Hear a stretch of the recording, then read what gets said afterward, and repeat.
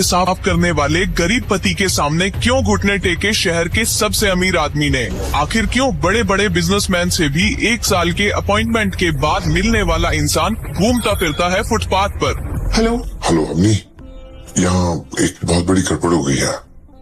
तो हमेशा बहुत बड़ी प्रॉब्लम ही क्रिएट करते हो।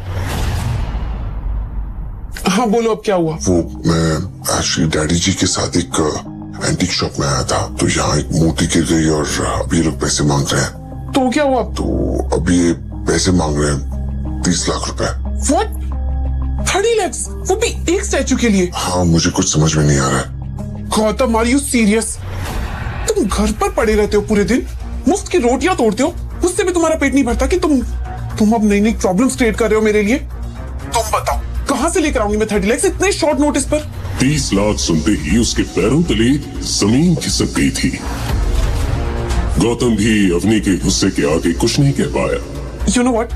तुम्हें रोज रोज प्रॉब्लम्स क्रिएट करने की आदत हो गई है, but I am really sorry. इस बार मैं तुम्हारी कोई मदद नहीं करूंगी। ये प्रॉब्लम तुमने खुद क्रिएट किया, अब इसे सॉल्व भी तुम खुद करो। लेकिन अम्मी, आज गौतम और अवनी की शादी को 3 साल हो चुके थे, लेकिन गौतम आज भी अवनी के घर एक घर जमाई बनकर ही रहता था, जहां उसकी हैसियत एक नौकर जितनी ही थी।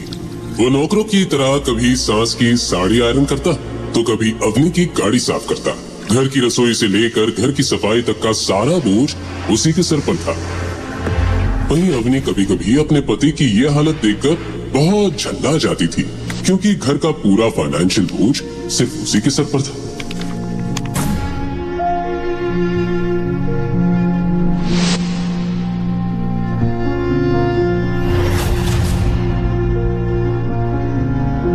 लेकिन अम्मी, ये स्टैचू पापा के हाथ से टूटा है, इसमें मेरी क्या गलती है?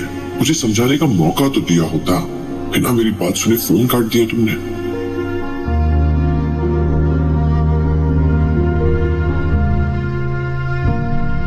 क्या हुआ mister?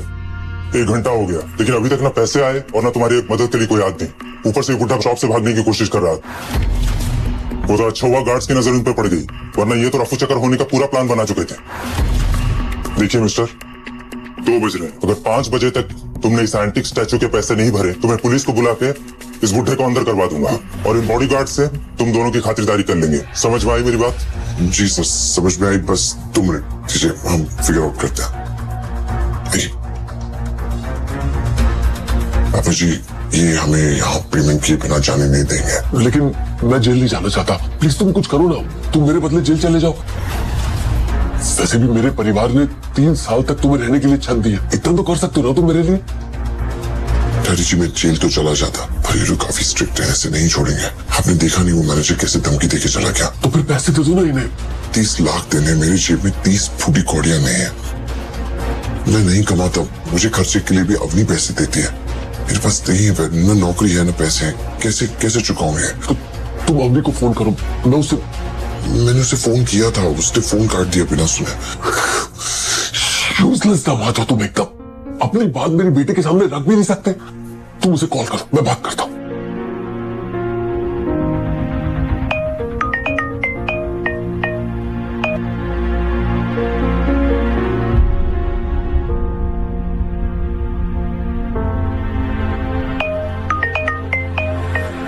Gautam, are you mad? मैंने कहा ना मुझे काम के टाइम डिस्टर्ब मत किया करो। अब दोबारा कॉल किया ना तो। बेटा, मैं डैडी बोल रहा हूँ। डैड? हाँ बेटा, मुझे तुम्हारी मदद की जरूरत है। मुझसे एक स्टैचू टूट गया और ये लोग पैसे मांग रहे हैं। नहीं दिया तो मुझे जेल भेज देंगे, ऐसा बोल रहे हैं लोग। बट डैड, आपको क्यों? ये गलती तो गौतम की है ना, तो आपको जेल क्यों? बेटा, वो दरअसल मुझसे ही टूट गया था। स्टैचू देखते हुए मैं उसकी पिक्चर्स ले रहा था, मेरा हाथ लग गया और स्टैचू नीचे गिरा और टूट गया। डैड, आप ऑलरेडी जानते हैं कि गौतम ने घर पे कितनी प्रॉब्लम्स क्रिएट कर रखी है, और आप भी मेरी लाइफ में नई नई प्रॉब्लम्स लेकर आ रही हैं। लेकिन बेटा, अच्छा ठीक है, अब बताइए आप कहाँ पर हैं? मैं मॉम को लेकर आती हूँ। बेटा, एंटीक शॉप पर है, Madhav Nagar. Okay, wait there, मैं अभी आ रही हूँ। अवनी के सामने बहुत बड़ी मुसीबत खड़ी थी, जिससे निकलना उसके लिए आसान नहीं था। दरअसल अवनी के पिता अनिल सिंह जोधपुर के अमीर परिवारों में से एक थे, लेकिन अनिल की मां गायत्री देवी हमेशा से ही गौतम और अवनी की शादी के खिलाफ थी। 3 साल पहले अवनी के दादाजी हिम्मत अग्रवाल गौतम से पुष्कर में टकराए थे और गौतम को पहचानते ही उन्होंने अपनी फेवरेट पोती अवनी के लिए उसे पसंद कर लिया।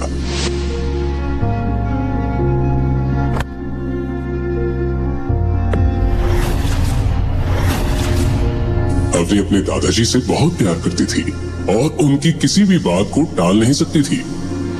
पर शादी के कुछ वक्त बाद ही हिम्मत अग्रवाल दुनिया को अलविदा कह गए, इस राज के साथ कि उन्होंने गौतम को अवनी के लिए क्यों चुना, कैसे पहचानते थे वो गौतम को। फिर उनके जाने के बाद परिवार की बागडोर उनकी पत्नी और अवनी की दादी गायत्री देवी ने अपने हाथों में ले ली। गायत्री देवी अपने परिवार के रुतबे और नाम का बहुत ध्यान रखती थी और साथ ही अपने परिवार में गौतम नाम का धब्बा बर्दाश्त नहीं कर पा रही थी। इसलिए उन्होंने हिम्मत जी के जाने के बाद अनिल और उसके परिवार को अग्रवाल मैंशन से अलग कर दिया था। अवनी आज भी ये सदमा भूल नहीं पाई थी। अब दिन रात उसके दिमाग में सिर्फ एक ही बात चलती रहती थी कि अपने परिवार की हालत कैसे सुधारी जाए। आज एक बार फिर उसके सामने मुसीबत खड़ी थी। वो अगले ही पल अपनी मॉम गीता के साथ माधव नगर जाने के लिए गई।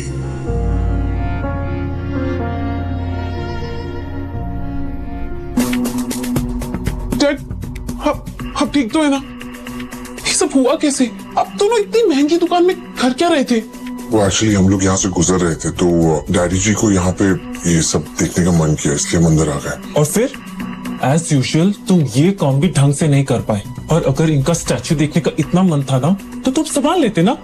लेकिन मम्मी जी मैं इसमें क्या कर सकता था? मैंने तो डैडी जी को बोला और उन्होंने कहा और तुमने मान लिया। तुम कब से इतने आज्ञाकारी बन गए? मॉम, ये सारी बातें तो हम बाद में भी कर सकते हैं ना। अभी के लिए जो इम्पोर्टेंट है हमें उसके बारे में सोचना चाहिए। ये 30 लाख रुपए आएंगे कहाँ से? इसी बात पर गुस्सा आ रहा है? तो ससुर जी हमारे लिए प्रॉपर्टी कुछ भी नहीं छोड़ गए, और ये पनौती हमारे नसीब में बांध गए। मॉम, क्या मॉम? तो इस स्टैचू के लिए मैं अपना घर और अपनी कार बेच दूं और सड़क पे आ जाऊं? और वैसे भी इसे बेचने से भी इतने पैसे नहीं आने। सभी प्रॉब्लम का हल ढूंढने के लिए सोच में पड़ गए। टाइम निकलता जा रहा था। वहीं दूसरी तरफ मैनेजर की नजर बराबर अनिल पर ही थी। उसने पैसे मिलने की उम्मीद छोड़ दी थी और कमिश्नर साहब को इन्फॉर्म कर दिया और 3 घंटे पूरे होने का वेट करने लगा। डैड, मैं दादी सर से मदद मांग कर देखूं? उनके जितने भी पैसे होंगे ना मैं धीरे धीरे करके लौटा दूंगी। पर अवनी, दादी साहब तुम्हारी मदद नहीं करेगी, और तुम्हें पता है इसकी वजह क्या है? पर मॉम, एक बार बात करने में हर्ज ही क्या है? मैं कॉल करती हूँ।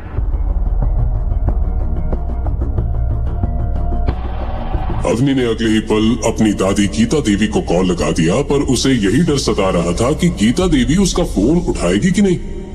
हाँ दादी साहब, मैं अरे तुम्हारा नंबर मेरे पास है, बोलो क्या काम है? गीता देवी बड़े ध्यान से उसकी बात सुन रही थी। हाँ ठीक है, मैं तुम्हें पैसे दे दूंगी, लेकिन इसके बदले में तुम्हें मेरी एक शर्त माननी पड़ेगी। शर्त? कैसी शर्त? हमारी फैमिली जल्द ही जोधपुर के सबसे बड़ी कंपनी चैरियट ग्रुप के साथ मिलकर काम करने जा रही है। अगर आज भी तुम्हारी आंखों में मेरे लिए कोई इज्जत है या मुझे अपनी दादी मानती हो, तो अभी के अभी तुम गौतम को तलाक दे दो और चैरियट ग्रुप के चेयरमैन के बेटे कबीर के साथ शादी कर लो। दादी साहब, आप ऐसा कैसे बोल सकती हैं? इस बार तो गौतम की इसमें कोई गलती भी नहीं थी। देखो, मुझे इससे कोई मतलब नहीं है। अगर तुम्हें मेरी शर्त मंजूर है तो मैं तुम्हारी मदद कर दूंगी। दादी साहब, मेरे पापा आपके बेटे हैं, वो अपने बेटे के साथ ऐसा कैसे कर सकती हैं? और आज अनिल जिस प्रॉब्लम में है ना, उसकी वजह सिर्फ तुम हो, और इसीलिए अगर तुम्हें मेरी शर्त मंजूर है तो मैं तुम्हें पैसे देने के लिए तैयार हूँ। दादी साहब, मेरी बात। अवनी को अब सामने कोई रास्ता नजर नहीं आ रहा था।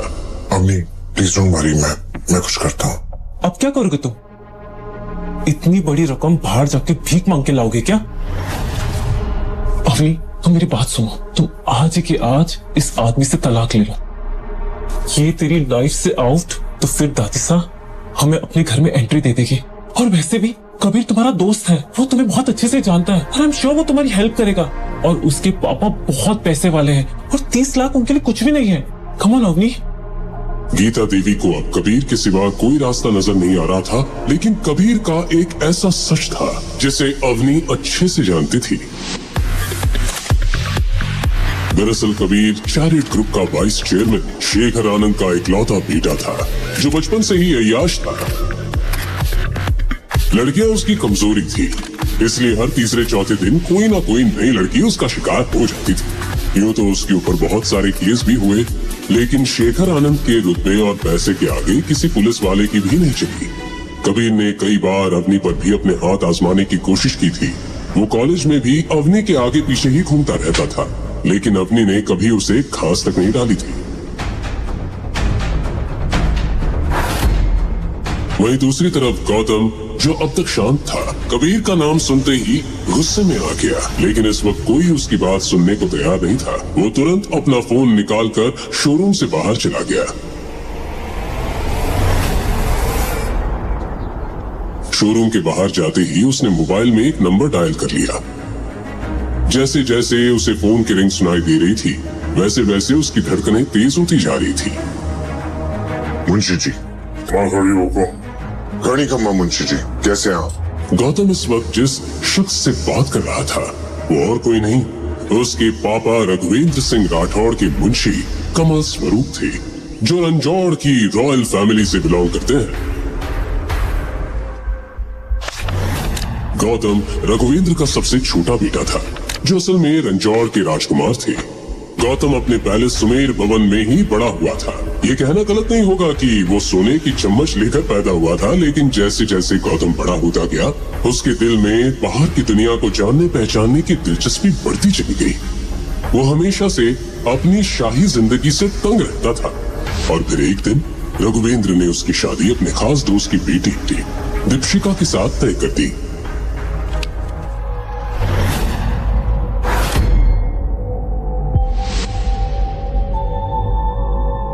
हालांकि दीपशिका गौतम की बचपन की दोस्त थी। वो उससे प्यार नहीं करता था, पर उसकी फैमिली कुछ सुनना नहीं चाहती थी। इसलिए जिस दिन शादी तय हुई, गौतम सजे हुए मंडप को सूना छोड़कर भाग निकला।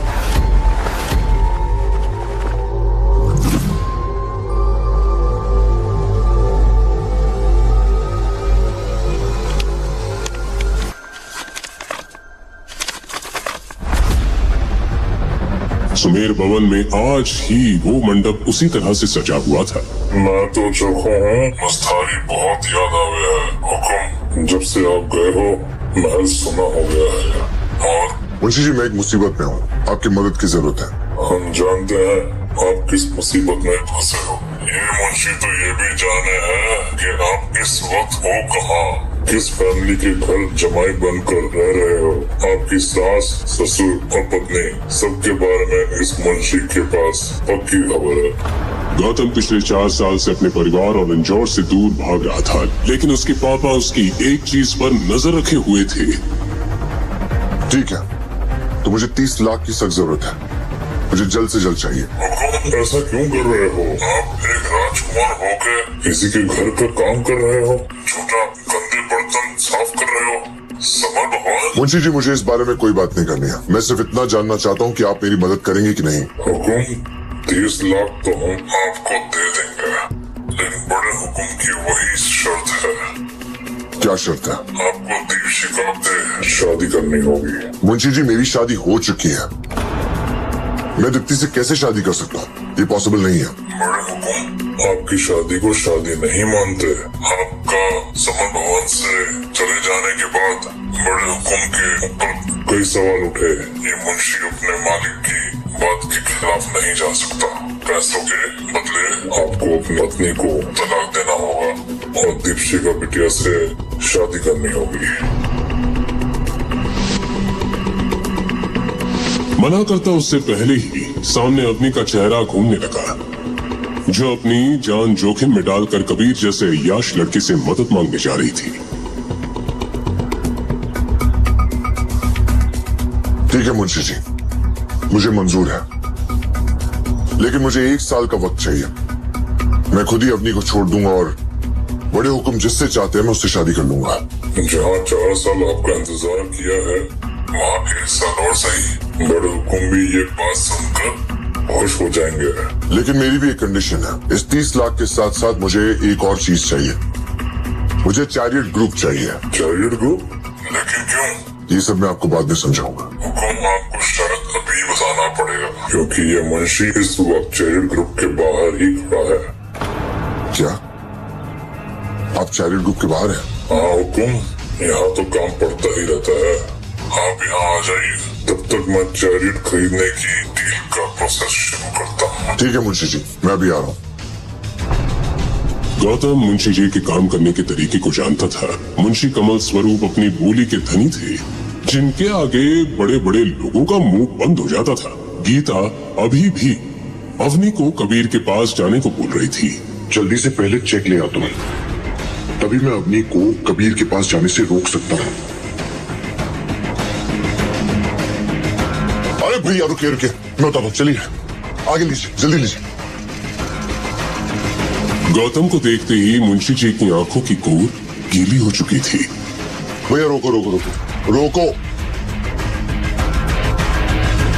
जिस गौतम को दुनिया पिछले 4 साल से एक नॉर्मल सा इंसान समझ रही थी, उसका सच आज सिर्फ मुंशी जी ही जानते थे। गौतम आज भी इतने पैसे का मालिक था कि चैरियट जैसी 10 कंपनीज को वो पलक झपकते ही खरीद सकता था।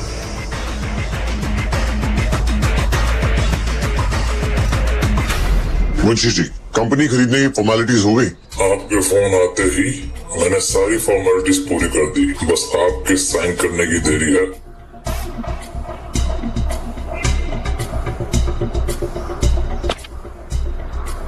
गुड, आपको मेरा एक और काम करना होगा। इस कंपनी का चेयरमैन है शेखर आनंद और उसका एक बेटा है बिगड़ा हुआ कबीर आनंद।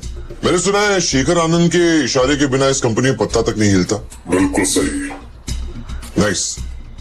तो मुझे लगता है शेखर आनंद ने काफी काम कर लिया है, अब उसे आराम की जरूरत है। इस कंपनी से सीधा उसे जेल भेजने का इंतजाम किया जाए। अब इस सारी कंपनी की पावर आप ही के हाथों में है। आप जो चाहे वो कर सकते हो। आप चाहो तो खुद भी चेयरमैन की पोस्ट संभाल सकते हो। नहीं मुंशी जी, मुझे चेयरमैन की पोस्ट नहीं चाहिए। एक बात बताइए, इस कंपनी का वाइस चेयरमैन कौन? अभिनव गुप्ता। तो फिर अभिनव गुप्ता को कॉल करके बता दीजिए कि इस कंपनी का नया चेयरमैन वही है। मुंशी कमल स्वरूप को देखकर कोई उनका रास्ता रोकने की हिम्मत नहीं कर सकता था। गौतम की आंखों में एक अलग ही तरह की चमक साफ दिखाई दे रही थी।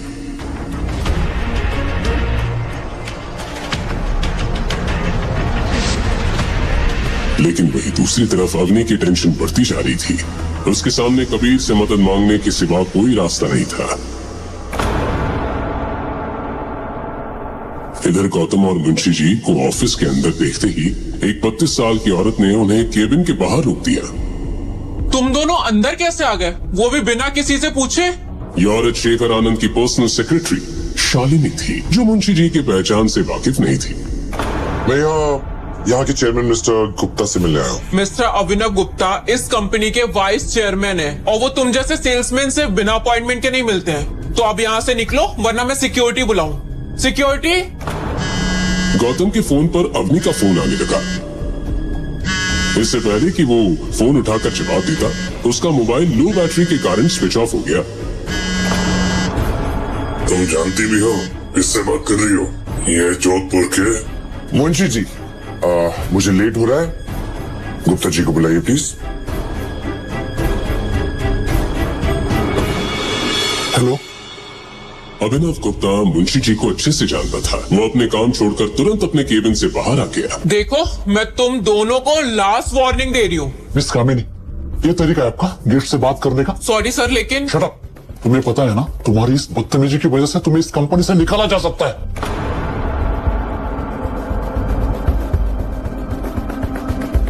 ऑफिस में शालिनी की इस तरह से बेइज्जती पहली बार हुई थी।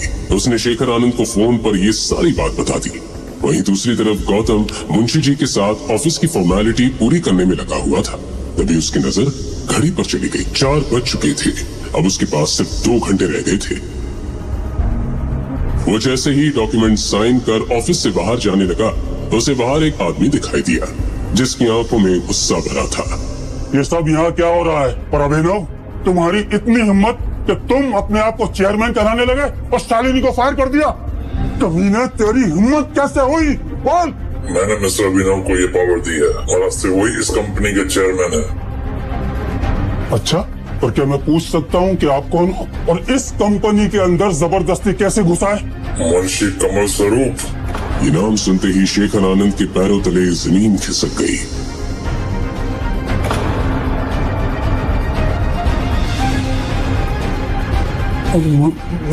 मिस्टर कमल, आपने मुझे पहले नहीं बताया। आप मुझे पहले इन्फॉर्म कर देते तो हाँ, एक काम करते हैं, आप मेरे केबिन में चलिए, वहां चल के बात करते हैं। हाँ? मिस्टर आनंद, बातचीत का वक्त निकल चुका है। इस कंपनी के आड़ में आप क्या काले धंधे चला रहे हैं हमें अच्छे से पता है।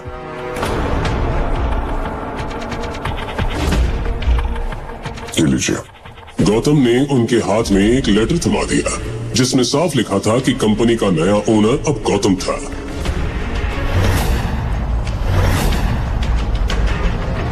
मुंशी जी, मिस्टर गुप्ता आपसे बात करनी है, आइए। वहीं केबिन के अंदर आते ही गौतम ने अपने घड़ी में टाइम देखा। वक्त निकलने के साथ ही उसके दिल में अवनी और उसकी फैमिली के लिए चिंता बढ़ती जा रही थी। मिस्टर अभिनव, आज से आप इस कंपनी के चेयरमैन हैं। इस कंपनी के सारे फैसले आप ही लेंगे। मैं पूरी ऑनेस्टी के साथ काम करूंगा सर, आपको शिकायत का मौका नहीं दूंगा। गुड। और शेखर आनंद और कबीर आनंद का सारे कच्चा चिट्ठा मुझे चाहिए। उन्होंने बहुत लड़कियों की जिंदगी बर्बाद किया।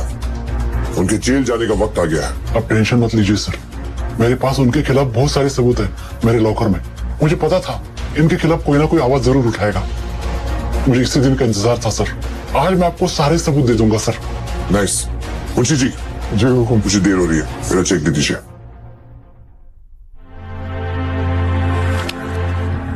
Thank you.